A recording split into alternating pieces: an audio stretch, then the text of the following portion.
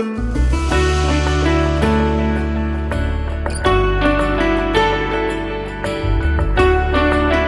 మీద మరకలు పోవాలంటే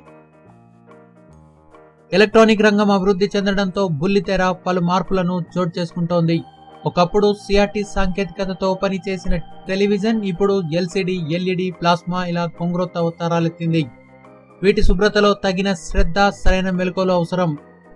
టీవీని ఆఫ్ చేసుకుని కాసేపయ్యాక నల్లని రంగులోకి మారిన తెరపైకి చూస్తే దుమ్ము, ధూళి కనిపిస్తాయి. ఆ మురికి రోత పొట్టించడమే కాకుండా మన కంటికి కీడు కలిగిస్తాయని మరవద్దు. మెత్తటి తెల్లని పొడిగుడ్డని వినియోగించి టీవీ ముందు భాగాన్ని పైనుంచి కిందకు నెమ్మదిగా తుడుచుకోవాలి. తరచూ శుభ్రం చేస్తుంటే దుమ్ము, మరకలు చేరే అవకాశం ఉండదు.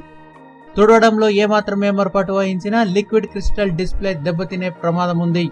మరకలు మరీ మొండివైతే తుడిచే మెత్తని బట్ట తడి చేయడానికి కొన్ని చుక్కల డిస్టిల్డ్ వాటర్ వినియోగించవచ్చు.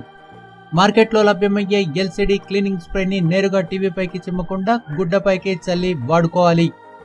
తెర చుట్టూ రక్షణగా ఉన్న ప్లాస్టిక్ చట్రం మిగతా భాగమంతా తలతల మెరవడానికి ఇంట్లో అందుబాటులో ఉన్న ఏదైనా లిక్విడ్ క్లీనర్ ని వినియోగించుకోవచ్చు. ఇది టీవీ లోపలికి చేరకుండా జాగ్రత్త పడాలి.